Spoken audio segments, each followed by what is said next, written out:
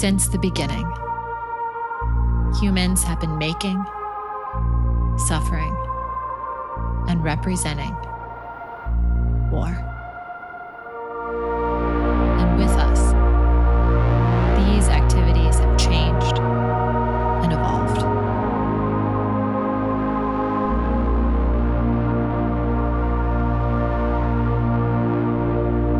Since the end of the Cold War, historians and critics have noticed that America's wars have been steadily sinking out of visibility, with the average American today being especially distant from America's military campaigns. We're here to ask why, and to help bring war back into focus.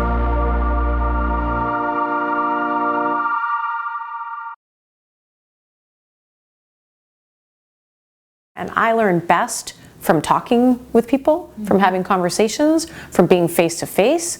And I felt like if I could bring that experience and show it to others, maybe they would be more interested in what's happening.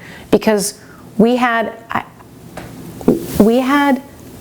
tens of thousands of soldiers overseas, and we had thousands of people dying on both sides, and no one cared. Karen Russo was a reporter at ABC. From 2008 until 2010, she joined their overseas program. And while Russo was based in Mumbai, India, she spent much of her time abroad as an embedded journalist covering the wars in Iraq and Afghanistan. Well, the first one I did was in Iraq, and that was with, I think the first one was with a team. So I was with camera people, and I was producing, and there was a correspondent, and so that was a bunch of us in Humvees, like cruising down the street. And then the military wanted to show how safe a town had become based on all of their efforts. So then they made a block, like a security block with like 20 Humvees and like armed guards so we could sit safely and like eat food. And I just thought the whole time, like, we are going to die. This is not, I don't feel safe, first of all. But second of all, like, this is make-believe. Like, this is not a safe zone. They haven't fixed Baghdad. It was kind of a joke. Okay, so that was I think my actual first one. The second one, I was my normal self, which was digital reporter. So I had my camera, I was a solo person, and I went out, and the military took us, there was a park in Baghdad that had been reopened. It had been closed for years during the war, and it was the first day, or one of the first days, that the general public was allowed to go. And I think the population of Iraq, like, please, don't quote me. I think the population is 26 million, and I want to say like almost 1 million people came to the park that day. Like, it was an insane number of humans who were just desperate to be outside, and that was beautiful. I got to walk, I got to film, I got to interview anyone I wanted. I had an interpreter, and that was the first time I felt like I wasn't covering a war. I was sort of covering like humanity and like what happens in a war and what people are really looking for in their everyday lives. Like, you and I can walk on the street and not think about it. They hadn't been able to go outside safely in years. Think about Afghanistan. Yeah. If that feels like the most intense or like the bulk of. Yes, and I was there for much longer stretches. And so one of the things you said is that in Afghanistan, that experience felt more orchestrated, or at least that the access was more controlled. Yeah, well, they were both.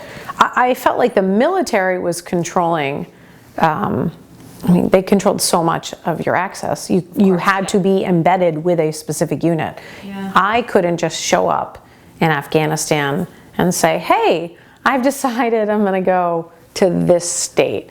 And that was also because my company wouldn't let me do it. If I wanted ABC to let me go overseas or go to Afghanistan, I had to have a very specific story that I was covering, and I had to make sure that a show wanted it. I couldn't just go and cover something. So I had to pitch my story to Nightline. Nightline had to approve it. I also had to concurrently get the military to approve it, or the DEA, or whichever organization. But it was all very controlled. I think other reporters may have had more flexibility. Say more about that too. So when you're pitching a story, so you decide you want to do something about IEDs or whatnot. Yeah. How much pushback did you experience just in this process from the military, or did you feel that they were amenable and open to your ideas? I don't know if my ideas were that threatening to them. Right. I feel like a lot of the stuff I was interested in, they were potentially interested in highlighting. So for example, the DEA, even though it's not the military, but the DEA had something called the FAST team, which in hindsight is like a little bit more controversial because they were sort of a military-esque unit.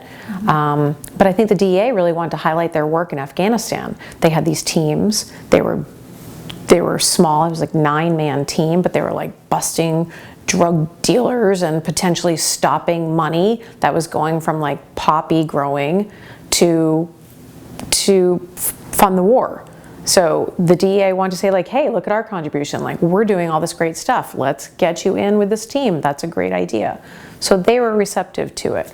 The Explosive Ordnance Disposal Team, the EOD, they're like the bomb guys. If you've seen movies on, whatever. I'm thinking of the Hurt Locker. Yeah, well, so interestingly enough, I tried very hard to be with the EOD. I tried to be with the EOD Navy. I tried to be with EOD, maybe Marines. I ended up being with the EOD Army. All the other ones refused. So they didn't want me to cover EOD, I think partly because it was so dangerous and partly because the EOD team is like, we don't want to take the risk. But my whole goal in being overseas and doing my particular stories was I wanted to humanize the soldier. Did you find it was hard to earn the trust of these like men and women that you're trying to humanize? Or was it given to you pretty readily? No. Well, it was like two ways, right? Because it's like, I'm a woman, first of all, and I'm by myself. I don't have a unit.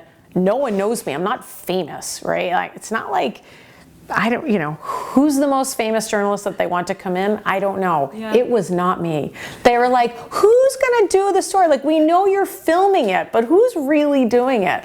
And I was like, I don't know. Like, it might just be me. It's me, guys. It's probably, there's a chance it's me. Yeah. But so that was part of the problem, was like, no one knew who I was. But on the other hand, they were like, whatever, we don't know her, so we'll just like hang. That took a while. I would say it's really hard to cover people and remain objective because you are physically dependent upon them for your life, right? Like, I needed their protection, and that puts you as a reporter in an extremely vulnerable position. I am not a soldier. I don't have training of a soldier. I don't have the weapons of a soldier, but yet I am where they are in very dangerous places. So that's a challenge. How do you maintain that distance while also being completely dependent upon them for every aspect of your time while you're there?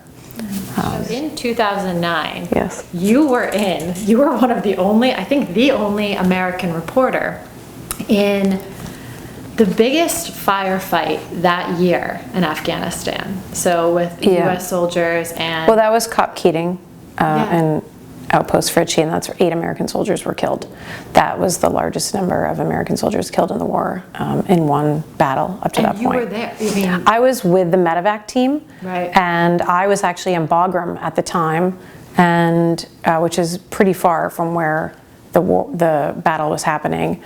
And I woke up and everyone's face in the room was like so grim. And I just looked and I said, what's going on? And they said, there's a battle. And I was like, well, how do I get there? And they were like, well, the only way is you have to ask the pilot, because there are, there's medevac like, pilot. Yeah. And they said, you can ask him, but he can refuse you. So, so I went to him. This was actually not the medevac pilot. It was like the pilot to get me to the base from potentially where the medevac team was going from. And I talked to the first guy, and he was like, no. And he's like, not a fucking chance. And I was like, just get me to the base, like to the next base. And then somehow someone else let me onto their helicopter. So then I got to the next base, and then it was, well, no, you're not coming. There's no way. There's not enough room. You know, we only have 5 people. We have to put all the soldiers who are injured, we have to get them in. And it just was like me talking and talking and talking. And finally someone was like, we will take her, but we're waiting to get called up before we can even get to the next base. So then I got on that one, you know, and also I left that other base. I left all my stuff there. I grabbed the essentials, right? Like you grab a camera, you grab batteries, I had a cell phone and like maybe a jacket. Like I don't even know what I grabbed. Water bottle. And then I mean, this is happening in a matter of like this was 10 like minutes moments. Yeah, no, this was like I walked into the room and they were like, if you can get on a chopper, you can go. But it was like all just like, please. And they didn't know me because I just arrived. So then I got to that other base and like, I mean, I was just trying to tell them like all my work experience. I was like, I'm a really good person. But nobody was there and nobody was covering it. So then the next base I got to, it was like they wouldn't let us go to rescue the soldiers. And they were dying, like they were dying as we sat there waiting to get into the helicopter. Everything was ready, but they were waiting for darkness, like the big up commanders were waiting because what they didn't want was the medevac helicopter to land and get attacked. And then there'd be no way to rescue them because there's only room for one helicopter. It was at the bottom of a mountain. It was like strategically a horrible place to have a base. And so we just waited and waited and waited. And then finally, I don't even remember. It was someone just said, run, you know, like we're going. And so we ran to the helicopter and even when we were in the air, we just kept circling and circling and circling and waiting for them to say you could land. And then suddenly it was like corkscrew down, you know, sideways in the helicopter down in sort of a defensive position to land and get the soldiers. What's going through your mind, one, as just a person, but two, as a reporter in this moment? Like what, you know, how? I'm like praying to God that my camera is working and recording and my batteries haven't, I mean, on a very logical level, right? Like you want to make sure you are recording it. You want to make sure everything you are experiencing, you remember correctly. And I mean, also just the frustration that I don't know how many times I'd asked the people at ABC, I need night vision cameras. You know, I need to be able to record things at nighttime. And they totally disregarded me, just like gave me these like crazy lenses that like you can't bring onto a helicopter. So my equipment was completely inferior. And, you know, and I was solo too. So I didn't have anyone to say like, hey, would this microphone work if we're going like really fast? You know, like, I didn't know. You know, I'd never done it before. So, so on a very practical level, I was really concerned about how I was going to record and capture the information. You know, on a personal level, I'm thinking about like, okay, well, I'm trying not to think about this, but everyone else has a weapon, right? Like you're on a helicopter and you're also medevac. So the medevac helicopters are not weaponized, right. But there are gunmen, you know, in the gunners are in the windows and they have weapons and the other people have them, you know, the opportunity to have them on their bodies. But I had my camera and but when we landed, I was very conscious of the fact that my position was where the door was. So I didn't want to block anyone. So I hopped out. So and it's completely dark, and it had to be, because if there was any light in the helicopter and there was Taliban around, we would have, we were a target.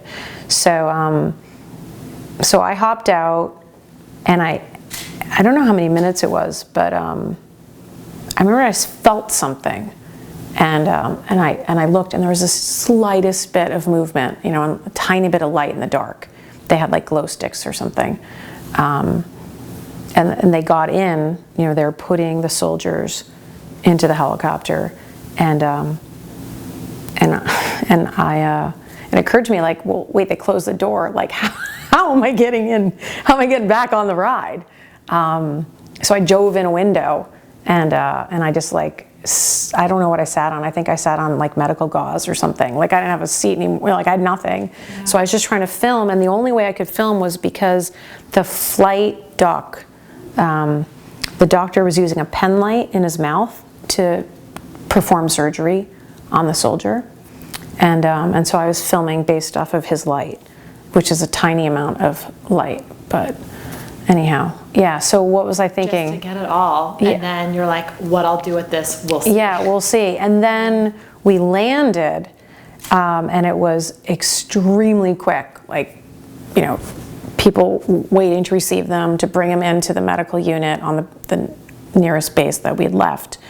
And I was just filming it, again, in the dark. But they had actually they'd lit a path with glow sticks, so that, you know, because that base was under attack too. You know, everything is vulnerable at nighttime, so you always have to be conscious. But anyhow, so I was filming, you know, sort of just like in the dark, following these people in, and then we got into the medical tent and burst of light, you know. So again, just thinking about what's happening with the camera, what's happening with the iris, what am I capturing this correctly? Do I still have battery power? Is it taping? And I walked in and I followed them to the surgeon performing. Unfortunately, the soldier died moments after I stopped filming. But then I was like forcibly shoved out of the medical tent, even though I had permission to be there and my job was to be with the medevac team. Everyone was so distraught about what was happening, and it had been such a horrific tragedy. They just said, get out of here, and, you know, shoved me out, and that was fine. I went and I finished interviewing some of the medevac team, and then and then I don't remember what else. Yeah, so personally, that was, I mean, that you don't think you can't think about anything personally. The only thing I was concerned about at that point was truly making sure that my equipment was working and I was capturing what was happening. I think there were a couple moments when I was waiting for the soldiers to bring the other soldiers to the helicopter. I remember thinking, I'm the only one on the tarmac right now, and I'm very vulnerable. Did you feel like you were gaining greater clarity about this war, about the motivations, about its success or failure, or did you feel like the longer you were in it or covering this, it became more confusing, or somewhere in between, if that makes sense? No. I don't know if I was clear on it ever, and I don't know if I was, I don't know if I was ever clear on it. I was much more clear on each group's mission, and I think that everyone knew what their goal was, for the most part. I mean, there was one captain, I was doing a story, you know, covering it, and I said, so, you know, think you guys can win this war? You know, like, what does winning look like? What would that mean? What do you think? And he was like, fuck no. Like, there's no way. And I said, why? And he goes, because have you seen the border, you know, between Afghanistan and Pakistan? He said, we could put every American along that border, and there's no way you can stop people from going back and forth. And if our goal is to contain, you know, the quote bad people, we could never do it. So for his purposes, there was absolutely no clarity. He didn't know why he was there. I mean, he knew what they told him it was his reason. So in conversations like that, yeah, it was like, well, so then I'm very unclear.